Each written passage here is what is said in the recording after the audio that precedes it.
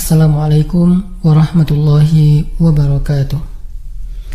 Allah subhanahu wa ta'ala berfirman, A'udzu billahi minasyaitonir rajim. Bismillahirrahmanirrahim. Ya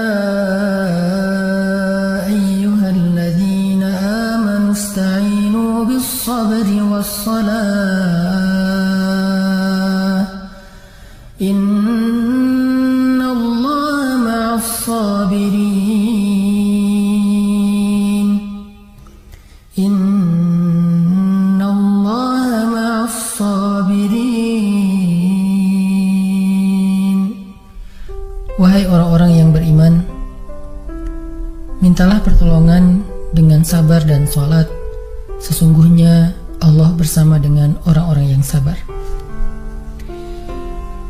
Kita sering mendengar ayat ini disampaikan oleh para ulama, para da'i, para ustadz, tentang bahwa salah satu di antara cara menjemput pertolongan Allah subhanahu wa ta'ala itu adalah dengan melakukan ibadah sholat. Pertanyaannya adalah, sholat yang seperti apakah yang bisa menjemput pertolongan Allah dalam kehidupan kita pada saat kita sedang mengalami ujian yang berat? Banyak orang yang bilang, saya sholat tapi kok hidup saya gini-gini aja. Banyak orang yang bilang, saya udah sholat tetapi kok doa saya belum diijabah. Saya udah sholat tapi kok masalah saya masih belum selesai. Saya udah sholat tetapi kok musibah saya terus beruntun, tidak pernah berhenti. Saya udah sholat tapi kok musibah terus terjadi dalam hidup saya. Sehingga teman-teman yang dirahmati Allah, kita perlu belajar sholat yang seperti apa yang bisa menjemput pertolongan Allah subhanahu wa ta'ala secara ajaib.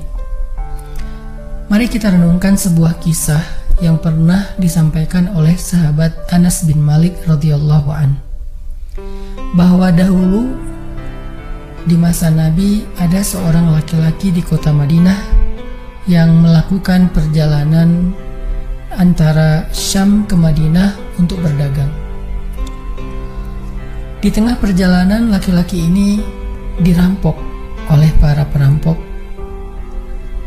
Dia diberhentikan oleh seorang laki-laki, kemudian hartanya diambil, lalu setelahnya laki-laki itu menghunuskan pedang kepada orang ini. Pedagang ini mengatakan, wahai fulan, jika engkau menginginkan hartaku, ambillah, tapi biarkanlah aku melanjutkan perjalanan. Perampok itu mengatakan, adapun harta itu sudah menjadi milikku. Sekarang aku menginginkanmu, aku ingin membunuhmu. Merasa tidak punya pilihan, akhirnya pedagang ini mengatakan, wahai fulan, jika engkau ingin menyakitiku, membunuhku, maka lakukanlah. Tetapi sebelumnya, berilah aku kesempatan untuk melaksanakan sholat 2 rakaat. Lalu perampok ini mengatakan, ya sudah, kalau begitu, sholatlah, aku akan berikan engkau waktu sebentar. Maka pedagang ini pun mendirikan sholat dengan sholat yang sangat khusyuk. Di dalam sholat, laki-laki ini setelah membaca Al-Fatihah, dia membaca sebuah ayat di dalam surat An-Naml ayat 62. Apa ayatnya?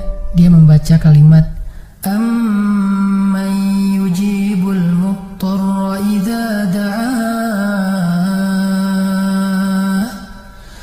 Amman yujibul muttarra idza da'ah wa yakshifus su'a wa yaj'alukum khulafa'al ard.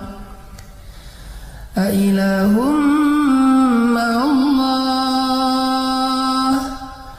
A ilahum ma'allah. Qalilan ma tadhakkarun. Bukankah dialah Allah yang memperkenankan doa orang yang dalam kesulitan apabila dia berdoa kepadanya, dan menghilangkan kesusahan, dan menjadikan kalian sebagai khalifah di muka bumi? Apakah di samping Allah ada Tuhan lain yang patut disembah atau dimintai pertolongan? Sedikit sekali dari nikmat Allah yang kalian ingat. Shadaqallahul azim. Teman-teman yang dirahmati Allah SWT, Inilah ayat yang dibaca oleh pedagang tadi ketika dia sholat 2 rakaat. Dia membaca kalimat ini dengan penuh penghayatan dan perenungan. Dia mentadabburi ayat ini. Amma yujibul muttarra idza da'ah wa yakshifus su'. Bukankah dialah Allah yang memperkenankan doa orang-orang yang dalam kesulitan dan menghilangkan kesusahan? Dia menghayati ayat ini. Dia mentadabburi ayat ini. Sehingga muncullah rasa yakin di hatinya bahwa harapannya saat ini satu-satunya adalah Allah yang yujibul muttar. Dia dalam kondisi muttar, dalam kondisi kesulitan, dalam kondisi terancam. Muttar itu bisa bermakna terancam, kesulitan, kesusahan, dan berbagai macam makna dari ketidakberdayaan. Siapa yang yujibul muttar? Siapa yang akan memperkenankan doa orang yang tidak berdaya selain Allah? Wa yakshifus su', dan menghilangkan kesusahannya selain Allah. Maka mulai muncullah rasa yakin di dalam hati laki-laki ini setelah membaca ayat tersebut. Setelah selesai dia lakukan sholat, kemudian dia mengangkat kedua tangannya. Dia berdoa kepada Allah dengan menyebut nama-nama Allah yang mulia.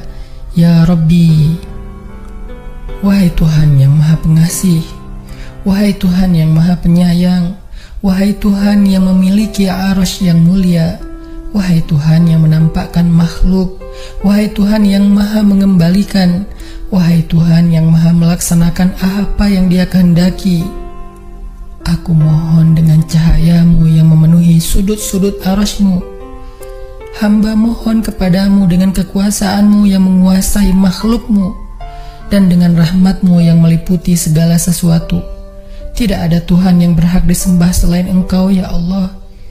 Wahai Tuhan yang maha penolong, tolonglah aku.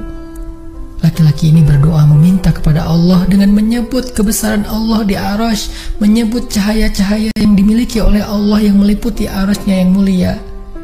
Tiba-tiba setelah selesai berdoa, muncullah seorang laki-laki dengan pakaian hijau bercahaya. Dia mengendarai seekor kuda berwarna abu. Dia mengeluarkan pedang. Lalu perampok tadi mencoba untuk menyerang laki-laki berkuda itu. Tetapi laki-laki berkuda itu menendang dengan kudanya sehingga perampok ini terhempas, terjatuh. Kemudian laki-laki tersebut membunuh perampok itu seketika. Kemudian pedagang itu bertanya, "Siapakah Tuan?" Lalu penunggang kuda itu menjawab, "Ketahuilah, saya adalah malaikat yang turun dari langit ketiga.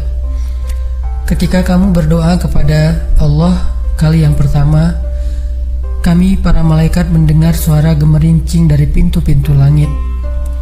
Sehingga para malaikat bertanya-tanya, apa yang sedang terjadi? Tiba-tiba muncullah doamu yang kedua, hingga pintu-pintu langit terbuka dan nampaklah cahaya yang sangat benderang.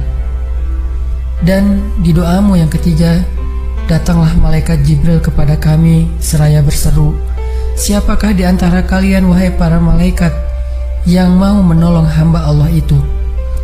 Lalu aku memohon kepada Allah agar Ia mengizinkanku melaksanakan tugas ini. Wahai hamba Allah, ketahuilah, barang siapa yang berdoa dengan doa yang engkau baca tadi ketika dalam kesedihan, penderitaan, dan dalam keadaan sedang susah, maka Allah akan melepaskannya dari kesedihan dan akan menolongnya."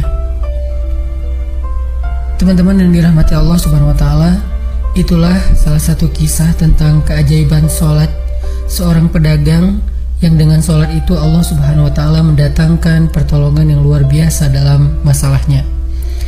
Pertanyaannya adalah, apa rahasia sholat pedagang itu sehingga Allah mendatangkan malaikat khusus yang menunggang kuda berwarna abu, lalu malaikat ini membunuh perampok yang ingin mencelakai pedagang itu?